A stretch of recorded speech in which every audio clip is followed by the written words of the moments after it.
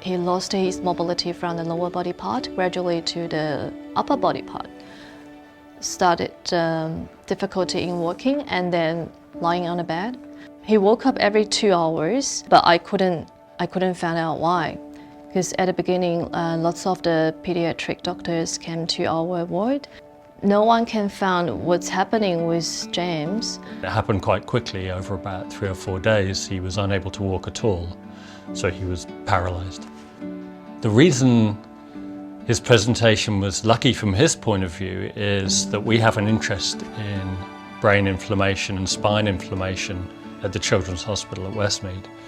And we've developed a test to find out what is the exact cause of his spinal cord inflammation.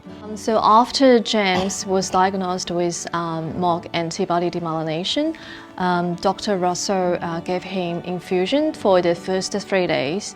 James recovered very fast after getting the treatment. And within a week he was starting to walk again, and then within a month he was pretty much back to normal.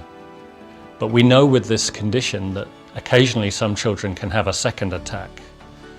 We hoped James wouldn't be one of those patients, but unfortunately about 4 months after his first attack, he developed blindness of both eyes. But we knew what to do and we started treatment again, and this time we gave him treatment for many months, hoping that this time we would completely stop the brain inflammation and the spinal cord inflammation. And the good news is, for the last few years, he has been completely well. So the disease that James has is very new. So what we're trying to do right now is trying to identify those patients who will have further attack. And the reason for is more attacks mean more disability. So if we can predict when they present the very first time, whether those patients will relapse, will undergo other attacks, then again, the management of those patients, the way they see the doctors and are treated can be different. Prevent disability, prevent blindness, prevent wheelchair, prevent all of that for those children to live their full life. Well, we wouldn't have been able to do what we did with James and kids like James without funding support.